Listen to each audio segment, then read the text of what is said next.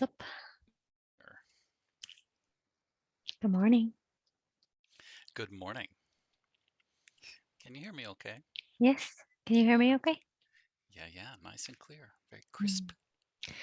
I was just having a look at the title of the this chapter when you came on, and it looks good. Nidaghas narration of attaining the state of Jivan Mukti, liberation while yet alive, abiding as the nature of the eternal, pure, realized, liberated, infinite consciousness by the grace of the teacher, Acharya. He's at the top of the mountain here, Hmm. and he never leaves. Yeah. Just so happy for him. Yeah. It's like anytime you hear of someone like fully liberated or someone that's coming into liberation, it's like it feels like the whole universe is celebrating. Like, Mm, eh, I feel like all different types of beings, not just humans, like angels and I don't know what else there is, but whatever there is, it's like everyone is celebrating. yeah, It's like that. Yeah.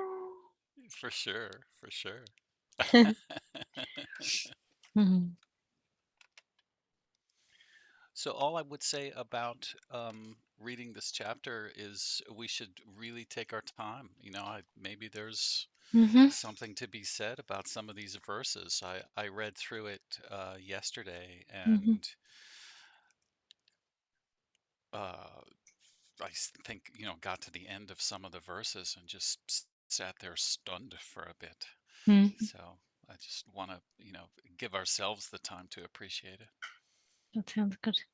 So I have a cup of hot tea, so I would appreciate listening, and I can have a sip or Ah, two of my tea.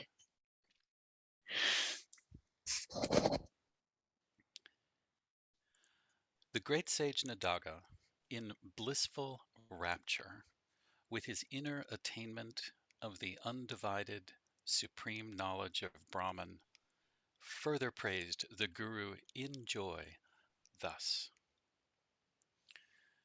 Worthy guide, by your discourse, delivered in causeless compassion, I am rid of the delusion, world and all, and have become Brahman, truth, knowledge, infinity.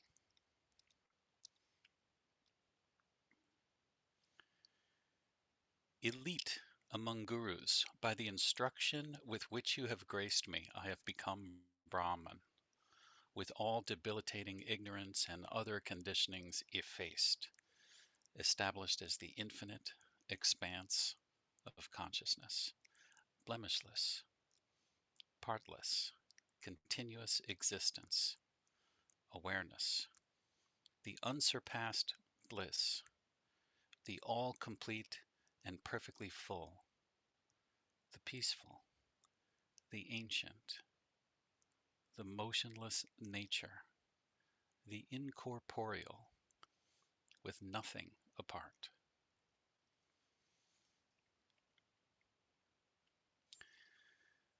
Best of men, by the instruction with which you have graced me, I have become Brahman, with all unreal delusion and other conditionings effaced, established as the pure, the mass of bliss, the tireless, the free, the self-illumined nature, the eternal, the attributeless, the peerless, the taintless, the afflictionless, the blemishless, the complete, and the perfectly full non-duality.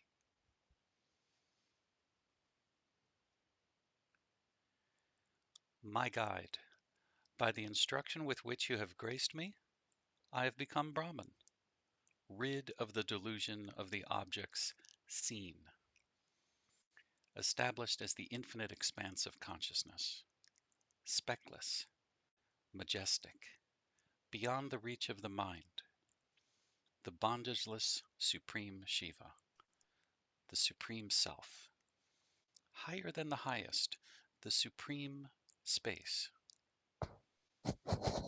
the indivisible, the untainted of the nature of knowledge. Just when you were reading there, I wanted to say one thing. When it said rid of the delusion of the object seen, I'm just affirming that that means like everything. Everything is an object, like even, any kind of sensation, anything that you're aware of, because sometimes we might put object as only the world, physical things that we see, but an object is also the things that we see inside, whether it's a thought or a sensation, really, to make it simple. A feeling, anything at all. That's pretty comprehensive. Mm-hmm.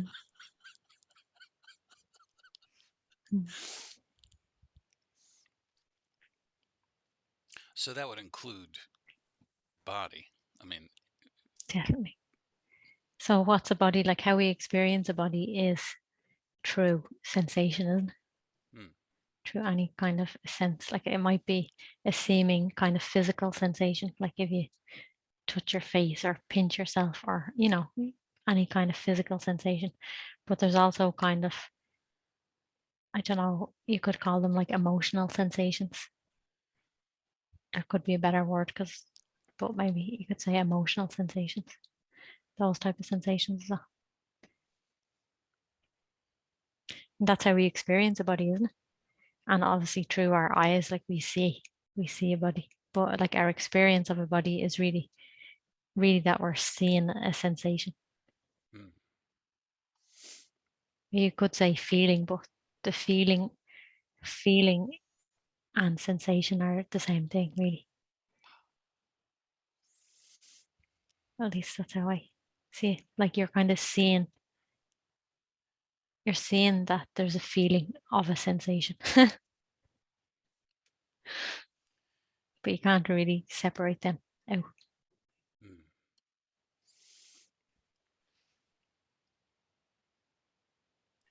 Feel free to, argue with me or share what way you see, if you want to. Yeah, I think just continuing to read and seeing what comes up would be Mhm. the clearest. Yeah, do that. My Guru, by the instruction with which you have graced me, I have become Brahman, the one infinite expanse of consciousness, rid of all covering and confusion, the permanent nature, the changeless consciousness, the mass of eternal bliss, the natural self, the indescribable, luminous expanse, the divisionless, greater than the great, the Brahman self, the undivided, with nothing of the Lord and others.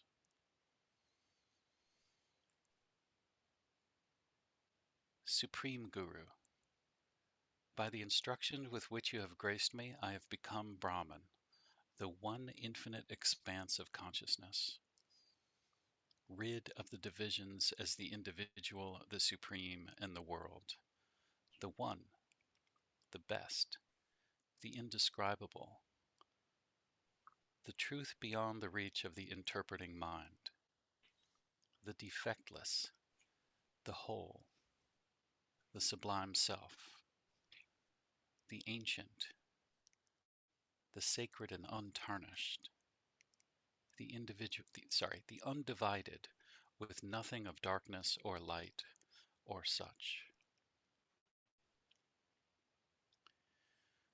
So here he is very much speaking to something other than mind. Yeah, I mean, it can't be it can't be a mental state he's referring to. Mm-hmm. I love the infinite expanse of consciousness. Mm-hmm.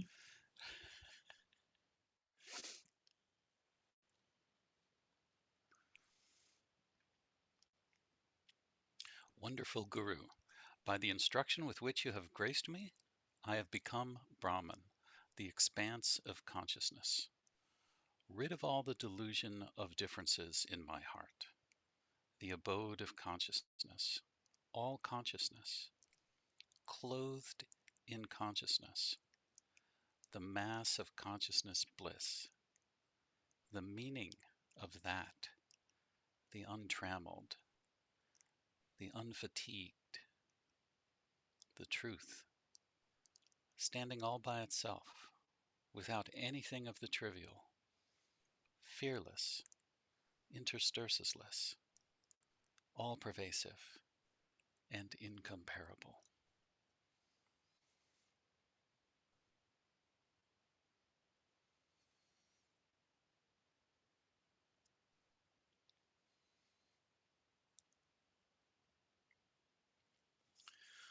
Guru true, by the instruction with which you have graced me, I have become Brahman, the blemishless expanse of consciousness, free from all the latent impressions of the mind, the mass of truth consciousness bliss, motionless, the equanimous, the eminently serene, the eternal, the spotless, the confusionless, the unveiled, the actionless nature, the non-dual, the undivided, the complete whole.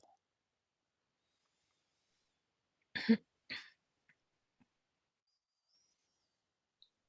like he's recognizing that he's not of this world.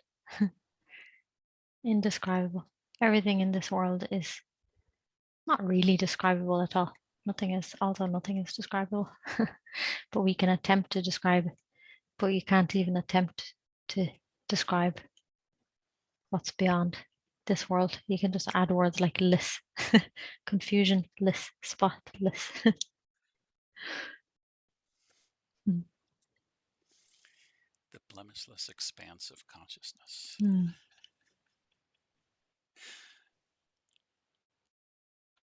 Such a letting go. It's just such a relief.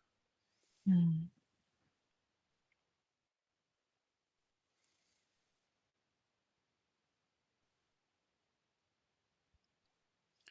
Great sage, by the instruction with which you have graced me, I have become the blemishless expanse of consciousness, with all mental mystification melted in a moment, the errorless, the attributeless, the identityless, the defectless, transcending the triad of qualities, with no misconception ever, the one complete whole, without anything to detract from it, the originless and endless, the undivided.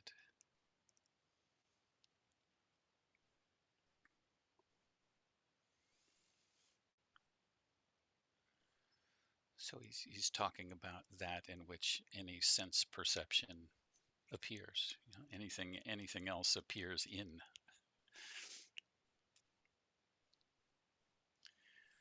What avails such verbiage?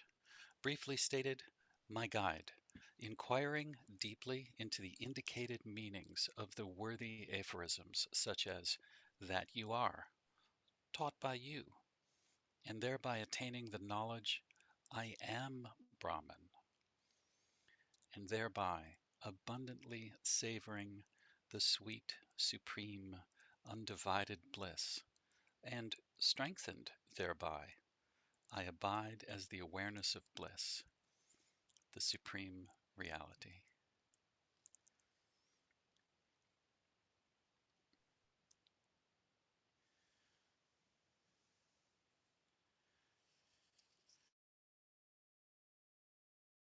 The cheering continues.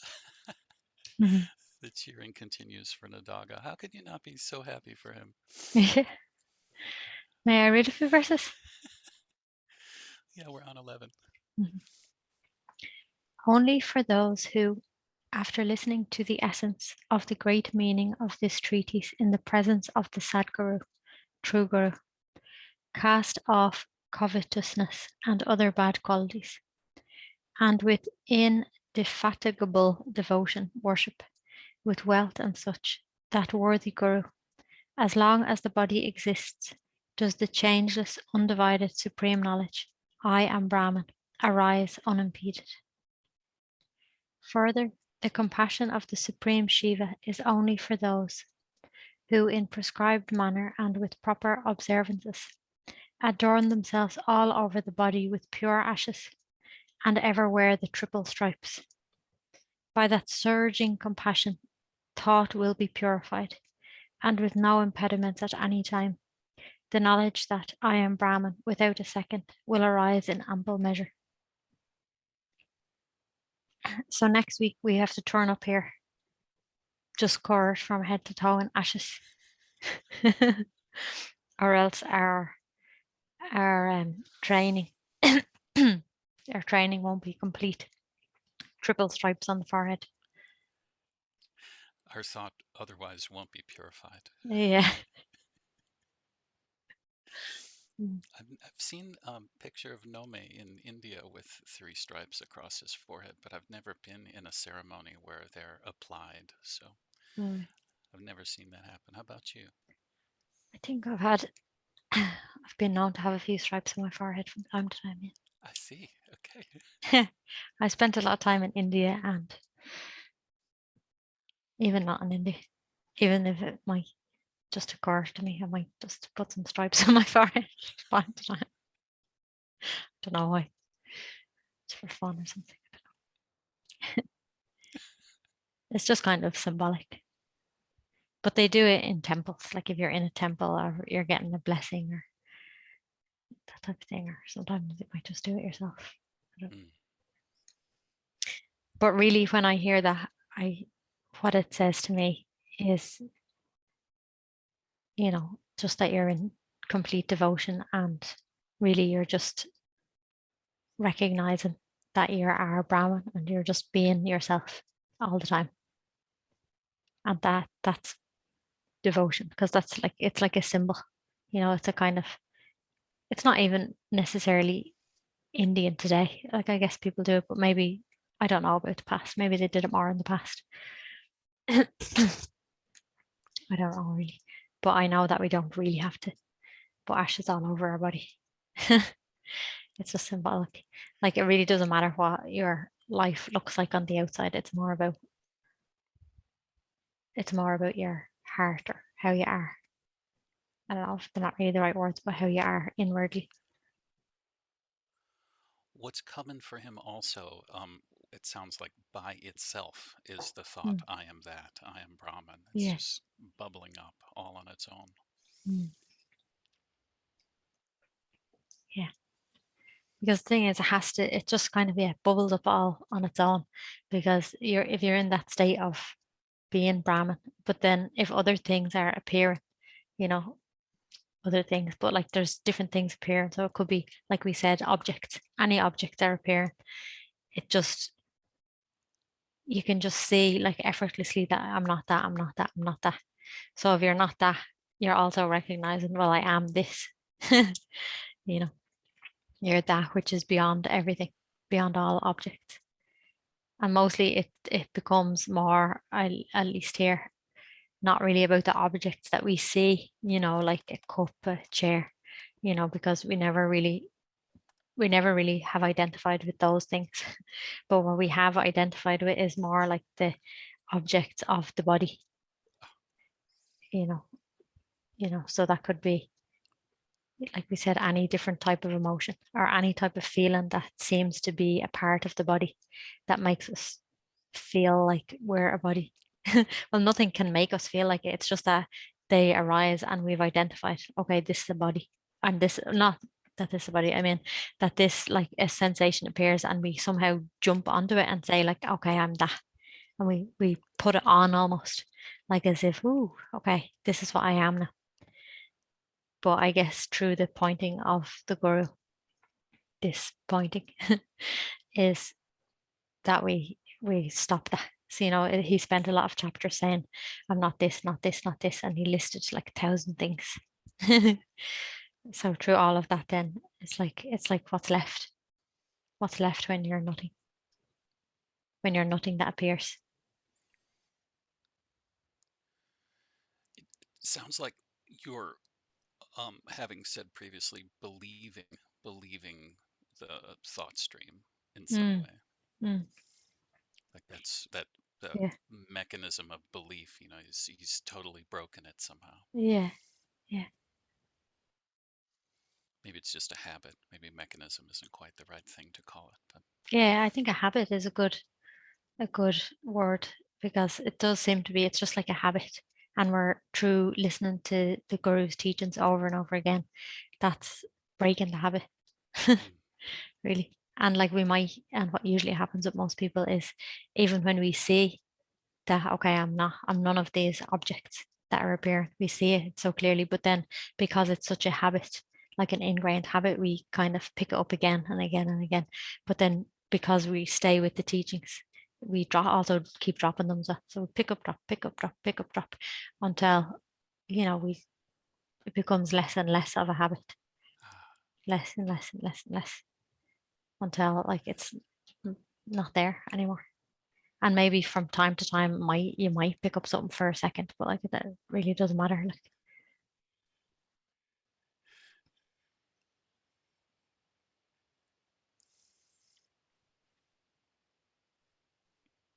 or maybe never. You see, the self doesn't really distinguish between that. Like, it really doesn't matter. It's like it's not. It's just you could say like the self doesn't want itself to suffer. So that's what these teachings are for. It's not turning you into the self because you're already the self.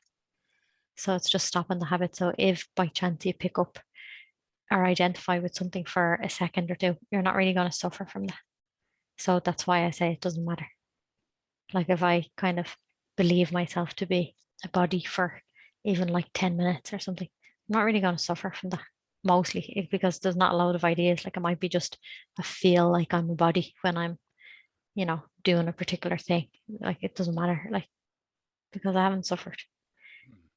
mm, So I think like I don't know. Like so it in one being it might never happen, and in one being it might happen sometimes still, but it's not that one is better than the other.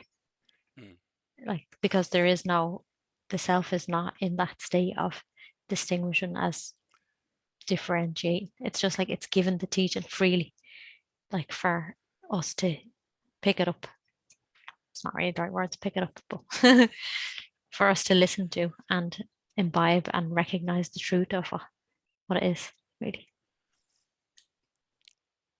yeah, it's just been so sweet to have come this far, both with this textbook and with you to have, just tried to sort of recognize over and over and over again. It's sort Yeah. of like the habit of, putting down that belief in the separate self and so on. It's Mm. the what I'm trying to say is the compelling nature is that it's actually pleasant. Yeah. Yeah.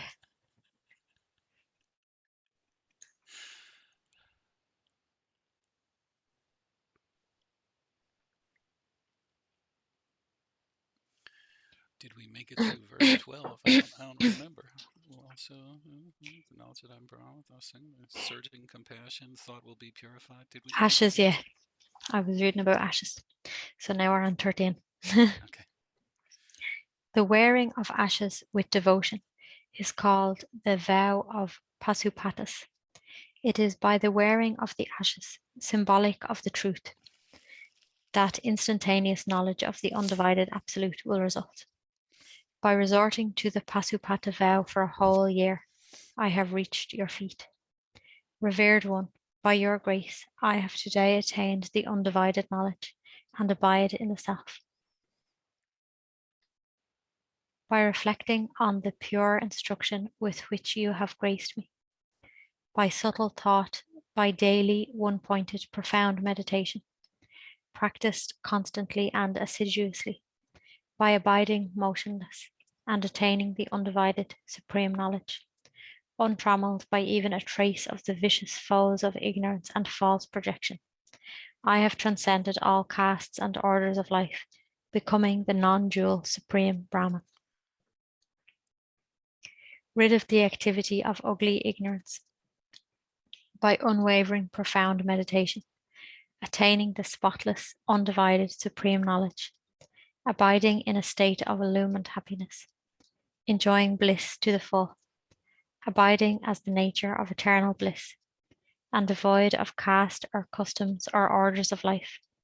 I have become one who has transcended castes and orders of life.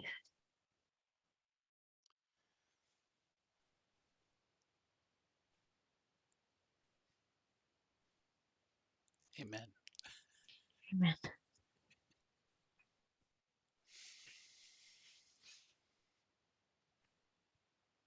It sounds like something, but really it's just ideas have just disappeared because whatever is going on, there's bodies going around doing things, but the body itself is not saying anything. It's just like thoughts are coming in like this, like saying like, okay, this body is doing this and this body is different than that body. And this body, in relation to like castes or something, okay, so this body is from this type of family and that body is from that type of family. It's just adding loads and loads of interpretations. So really all that happens is that gets left, and also it gets left not by like blind faith, but it gets left because of recognizing that it's just kind of blabbing. It's just not true. Like it doesn't have any relevance to the, let's say, the truth of who I am. It's not talking to who I am. It's just adding, like I like the way Ananta says it's like bad subtitles. Oh, Like if you're watching a movie and then the subtitles, but they're just like all completely wrong. Like it's just saying loads of completely random things. So it's kind of like that. So then we drop them. So then it's just like that the mind is not there. Like it's not saying things anymore.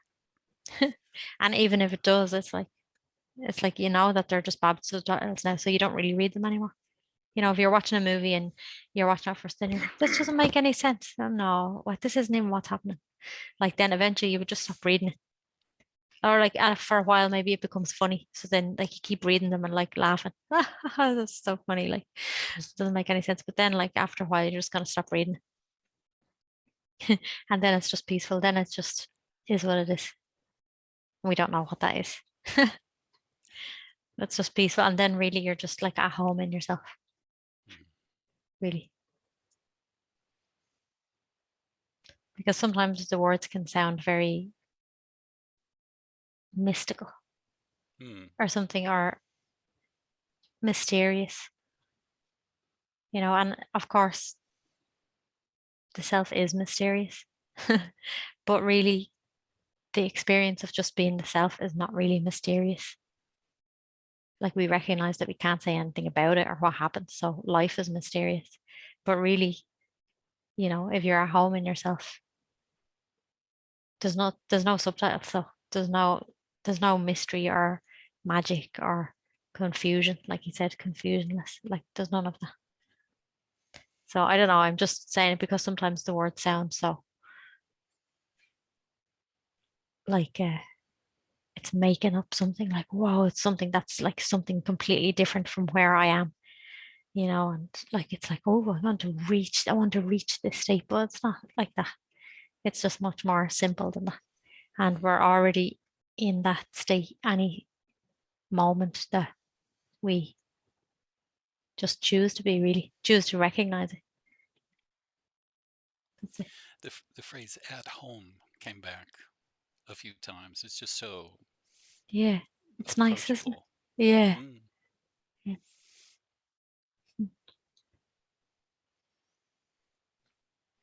Because I think it kind of induces a feeling or something, doesn't it?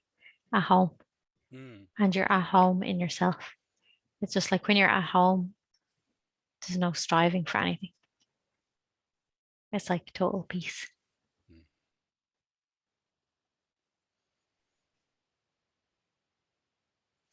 I get the sense of that when, in our sessions when I'm reading and I can feel you're listening. Mm. It's like there's a sense of sort of both speaking and being heard at the same time. It's Yeah. yeah, it's very cool. Doesn't quite equate with the infinite expanse of consciousness, but there No, you I think go. it does. I think it does because that sense of listening is very much a heart thing, Mm, and it doesn't matter if you feel like you're listening or someone else is listening because they're not really different because you're feeling the listening, you're experiencing that. So that experience is in you. And mm, listening is very much of the heart. mm, So everything that's of the heart is home. mm. Oh, beautiful.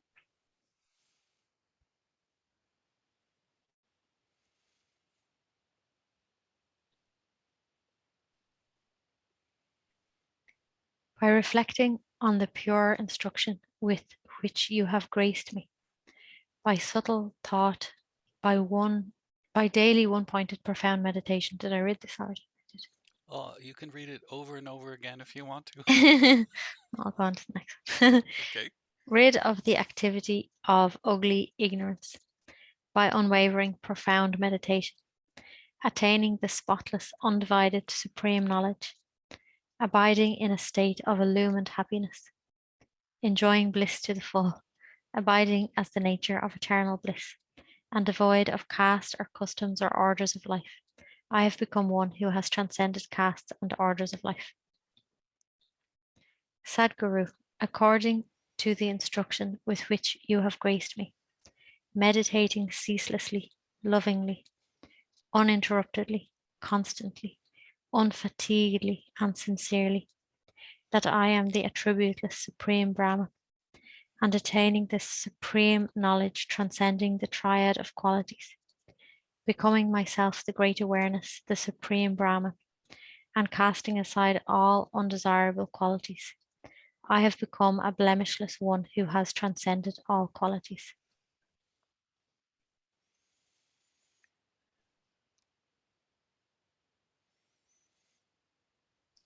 I love those lines. Meditating ceaselessly, lovingly, uninterruptedly, constantly, unfatiguedly, and sincerely. It's just like he's totally with the teaching. Whatever comes, he won't be taken away from it. You know, that's devotion to the truth. Mm, And I don't think we beautiful. have to beat ourselves up if that doesn't happen, because it's not like we can't really make that happen. We can aspire to that, and I think if we aspire to it, like we're kind of choosing it in our heart, then it grows in us more and more. And then Mm, we can just be in gratitude for the grace that makes it happen in us. mm, Because I don't think that's really something that we can make happen. It just, at least this is how I'm seeing it in my life. It's like you can kind of like, I can kind of remember in the past, like choosing that. But as time goes on, you see, like sometimes you're kind of in it and sometimes not. And then sometimes it's just kind of happening by itself. And I do feel like the more that time is passing, it's like I'm just kind of in that more and more and more. And then there might be a phase of, it doesn't matter how much time, but there could be a phase of a few weeks or a few months or something where it's maybe it just intensifies or something. Or it seems to intensify, like you're just totally in self, like no matter what happens. But then like for a few weeks or a few months, it doesn't feel like you're out of the self, but it's just maybe like you're engaged with different things or so. You're not necessarily bothered, but you just can't make whatever happens inside you. Like so, So that's why I feel like it's almost like everything good that happens. Well, also everything that happens, either good or bad, but somehow I like to say that everything good that happens is grace. mm, And I just use the word like that because it's very obvious that you can't make certain things happen. Like you can't bring the light of consciousness. You can't do that. Like a separate thing can't do it. And also, there is no separate thing to do it, even, is the whole point. It's the whole point. Mm. But also seemingly bad things. Obviously, that's grace too, because there is nothing else apart from grace. There isn't a separate thing. Just somehow it becomes much more obvious with good things here. I remember that, like in satsang years ago, like an auntie saying, some people choose that. Some people choose like everything good that happens is God and everything bad that happens is me. Or sometimes people choose it the other way around, everything good that happens is me and everything bad that happens is God. Like because everyone has just different ways that their mind works. But of course, both ways aren't right. It's more just that we recognize that there isn't a separate me that could choose to do anything, and everything is him. What brings it home for me is the idea that grace has no owner. No one Yeah, owns it. It's not ownable. yeah.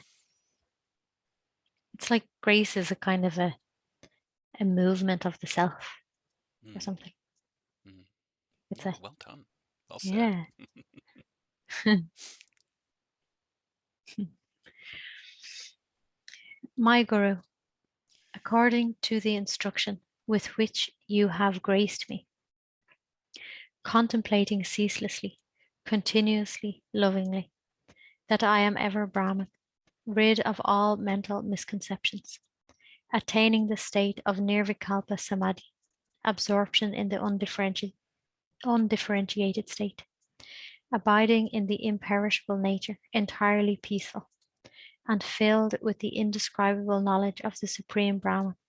I have become a worthy Brahman. Mhm.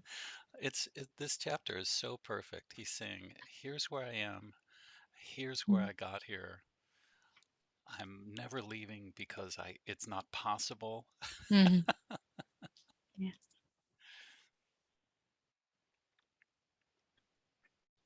Eliminating by a defectless conviction a variety of impediments, like disappearance and false projection, ignorance and enjoyment, and being merged as one with Brahman, like milk in water, established in the changeless nirvikalpa samadhi state, enjoying my own bliss, and with the power of undivided knowledge without a trace of difference. I remain rock-like in steadfast knowledge.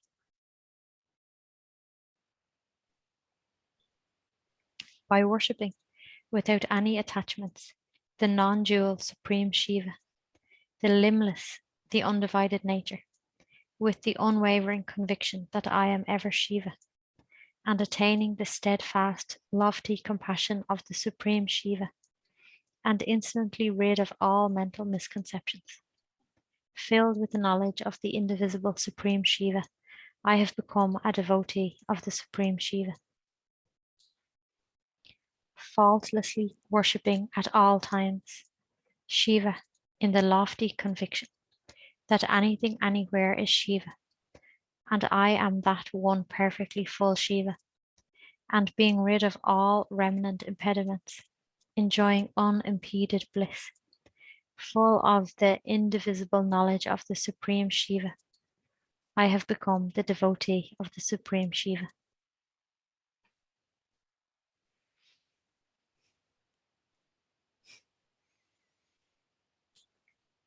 Having taken, oh yeah, I'm just, I'm oh. just thinking, and I might as well say that I can't stop smiling somehow. It's nice. Having taken to heart the indivisible direct meaning of the aphorisms like Prajnanam Brahma, supreme knowledge is Brahman, and such, with which you have graced me, and reflecting on them without error, and further investigating them, and realizing their undivided meaning, free from ignorance, doubts, and distortions, I have blissfully become liberated while yet alive,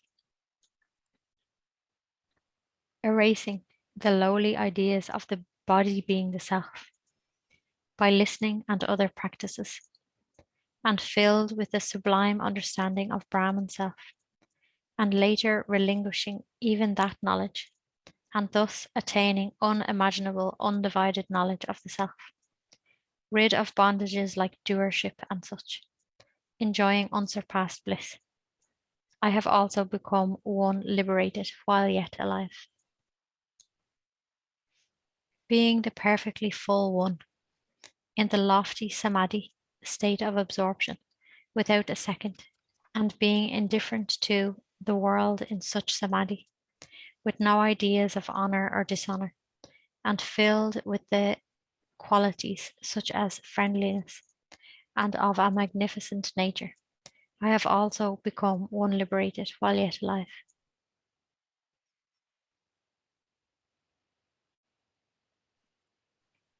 Ever absorbed in the state of samadhi, with all my mental misapprehensions resolved, with all pursuit of attachments eliminated, continuing in pure Brahman bliss, abiding in the nature beyond the reach of thought and such, rid of all ideas of the world, individuals, and the Supreme.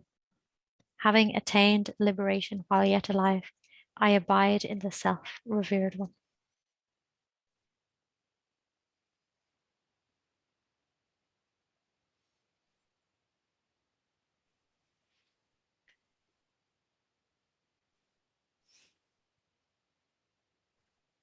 I am ever Brahman, that is myself.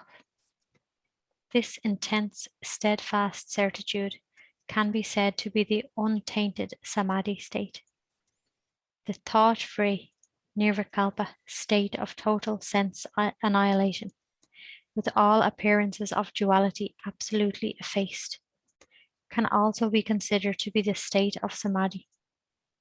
By this twofold samadhi state, I am full of the bliss of liberation while yet alive, and have become the pure absolute, revered Guru. Until I attain disembodied liberation, Vidaha Mukti, devoid of all conditionings, until the fructified karma due to traces of ignorance is removed, even if the distortions due to diverse states of duality occur by remnant traces of ignorance. I, being in the unwavering state of liberation while yet alive. Okay, wait. Yes.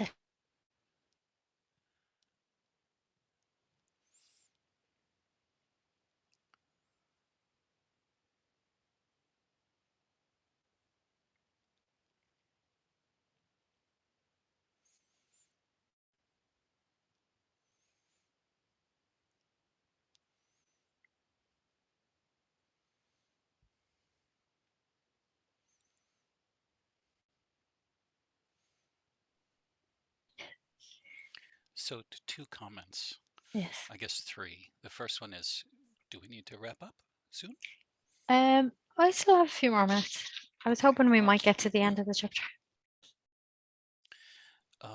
well, we can see if we can do that. I certainly am not bound by a hard stop at the top of the hour. But at the end of, I sort of misheard the last line in a funny way. It's and have become the pure absolute, revered guru, as if he's speaking to the guru. But in fact, what I heard was and have become the pure absolute revered guru. Ah, yeah. That I've become you. Well, He's that's speak. also He's true. it's That's also true. But, so okay. And then what is fructified till until the the fruct. fructified karma.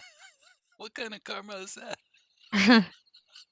I guess it means like fructified to me means like the fruit of the karma. Fructified. Ah, Do you think so?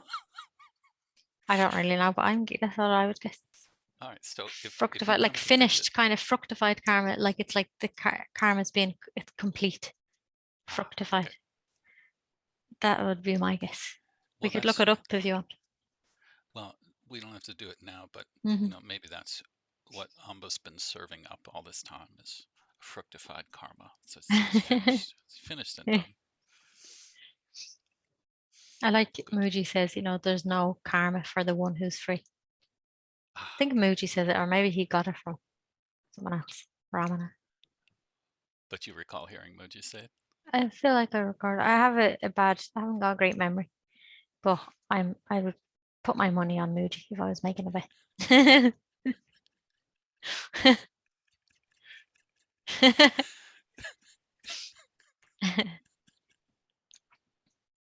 So I'm going to start at the top of verse 26. Would you like to read a few verses? You can read a As few you if you like. like. Yeah, go What ahead. would you like? So we did cover 26. You did I read didn't that. get to the end of it. You didn't? Okay. No. Until I attain disembodied liberation, devoid of all conditionings, until the fructified karma due to traces of ignorance is removed. Even if the distortions due to diverse states of duality occur by remnant traces of ignorance, I, being the unwavering state of liberation while yet alive, shall, always unwearied, savor the undiminishing enjoyment that has arisen, and abide in myself in bliss.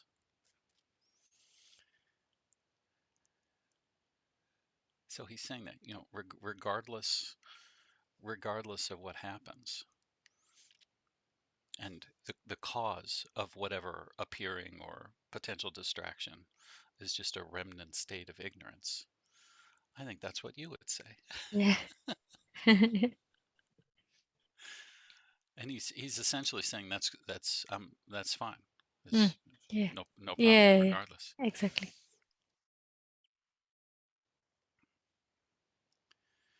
Even for the so-called liberated while yet in the body, there is approbation and criticism due to the karma remaining for such blemishless beings. It is by the certitude of I am Brahman that they are living liberated ones.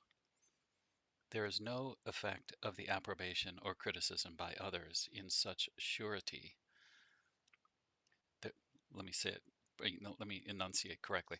There is no effect of the approbation or criticism by others. In such surety, I shall abide in myself in bliss. It's like it I am reminds me ever, again of what Muji used to say, like nobody will like what was it now? Not everybody likes like even God. Like it's I can't remember now exactly the words, but it's like there'll always be someone who says something about even like the most perfect being, if there is such a thing. Well, we're all perfect, or we're either all perfect or no one's perfect. But like it won't be that we look to even like the most, obviously that's kind of funny words, but let's say the most liberated being. Like everybody won't look to that person and see a perfectly liberated being. Like there might be some people who see that, and there might be some people who look and see all their kind of human faults. That's just kind of the nature. That's the nature of the human mind, really. But if you're looking from it's only really if you're looking from a liberated point of view that you will see a liberated being in a way. So in a way, it's kind of like when you come to the guru, you're already liberated, really. Like to be able to even come to that teaching, like maybe it's still needs to something still need to play out, because it's like that. Like even like the mind can't recognize the self. Like only the self recognizes the self.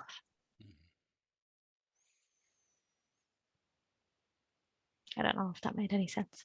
Or what it's, I even said, I don't really know. It's okay. shall we read on? Sure. Shall we read? Sure. I am ever of the nature of the eternal Supreme Brahman. I am ever of the nature of the pure Supreme Brahman. I am ever of the nature of the knowledge, the Supreme Brahman. I am ever the nature of liberation, the Supreme Brahman. I am ever the nature of the motionless, Supreme Brahman. I am ever the nature of the attachmentless, Supreme Brahman. I am one with the I am Brahman certitude. Such is the one liberated while yet alive, Jivan Mukta. The Videha Mukta, one liberated,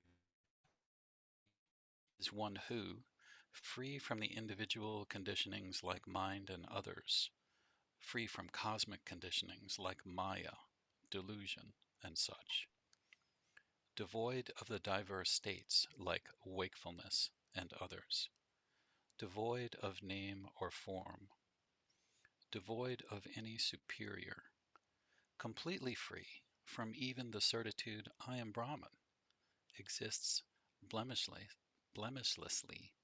always as the mass of knowledge alone, the Supreme Brahman alone.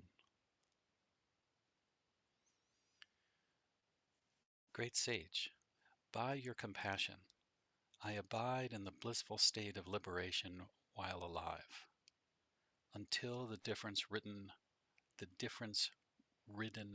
karma ceases to exist, by always utilizing to advantage the differenceless, incessant I am Brahman certitude, giving no place to concepts, fixed ideas, or doubts, imagination. I shall ever abide in the originless, endless, undivided self.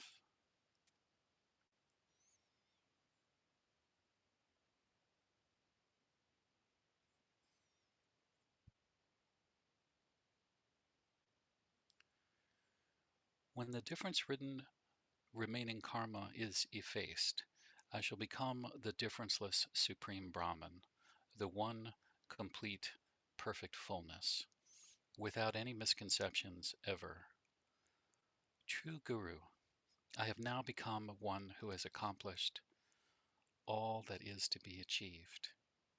For by your compassion, I have most easily attained the one supreme knowledge. I like that he says that I have most easily attained, because so many of us say, why is it so hard? You know, I feel like it's really not hard, really. How can it be hard to be what you already are? It's like if your heart wants it, then it's easy because I'm you're just trying to looking at what's remember. there already or I'm trying here. to remember this woman's name. Mira, Ganga Mira. Yeah. Um, Papaji's I, wife, is it? yeah, I think Mhm. so. Yeah. And it just there are some satsangs from her on YouTube, Yeah, I've seen a and few. yeah, and so a lot of what I'm hearing coming through is stop trying. Yeah.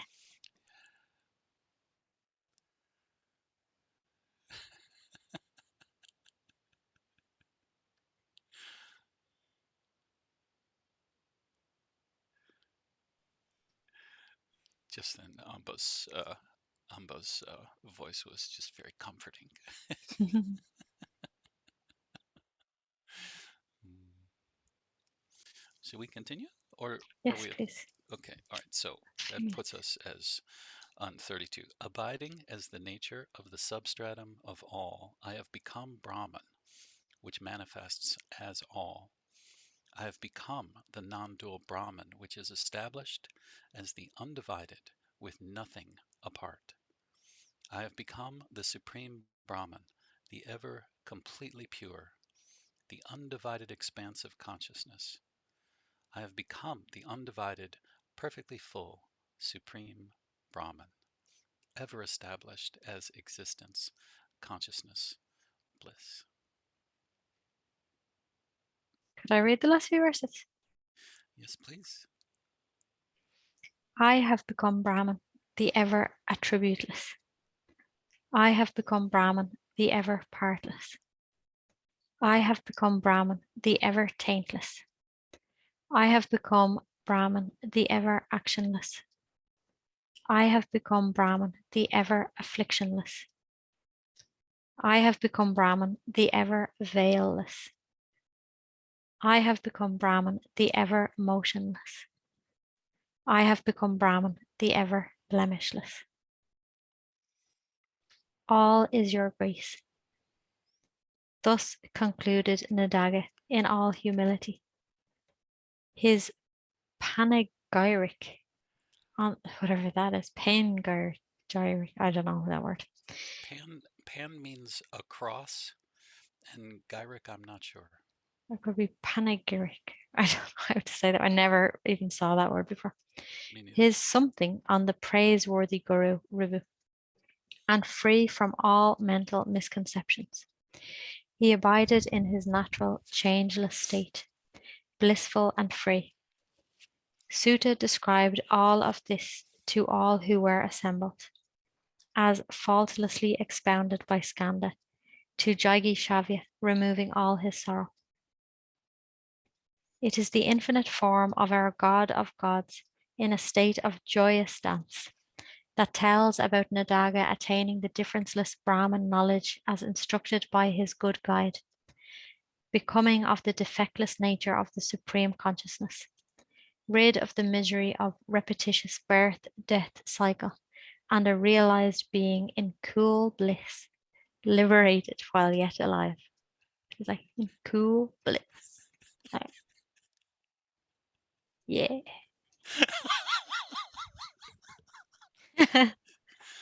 Okay, so we've established without a doubt that bliss is cool. Yeah. Yeah, I It's like like the coolest of the cool.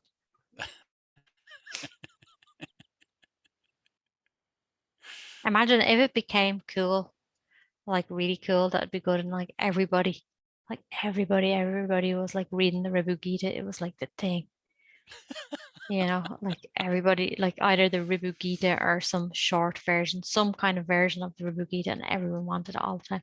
And everybody was just like, yeah, I'm Brahmin, I'm Brahmin. And like they put all their attention. Imagine that because it was like so cool. And all the ads on TV were like, you are that.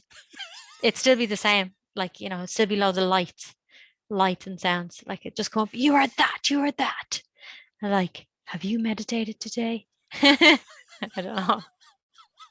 Like just all different types of reminders, like all over the world.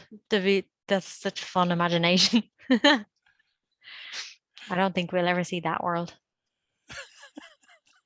but to imagine it is fun. And then everyone you meet even reminds you. Well, it can be like that anyway. Everyone you meet does remind you all the time when you just choose it yourself. And also, you also see it in words and ads and songs and everything.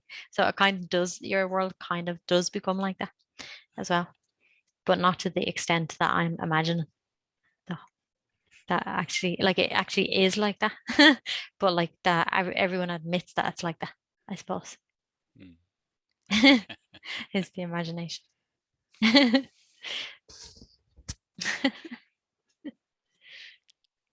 So thank you to Ribhu and Nidagha for, and to you.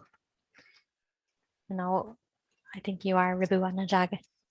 So thanks to you, Ribhu and Nidagha, for sharing this chapter. It's been a pleasure.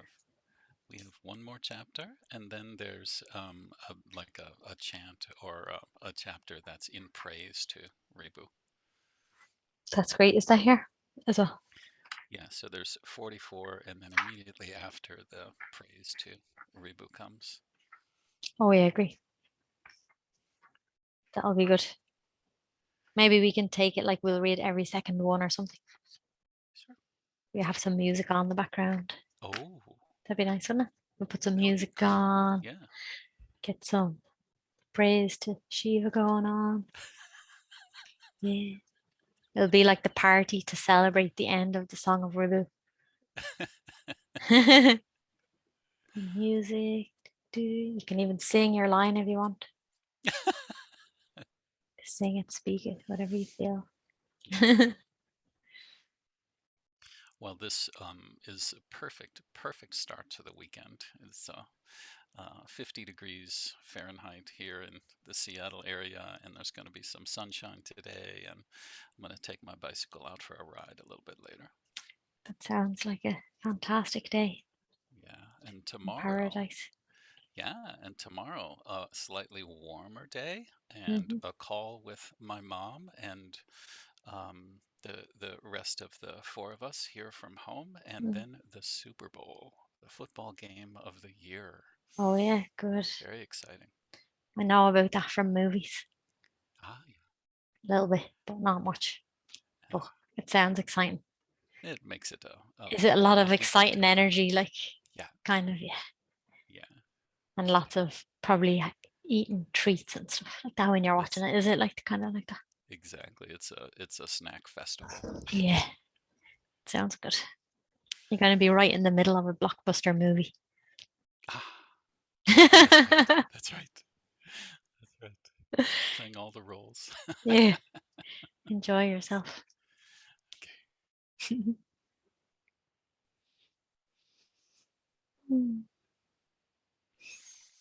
Thank you so much. Oh, I love you so much. Right Love back you at too. you. Thank you. I really Till next time. enjoyed our meeting. Me too. Bye bye. See you next time. Bye.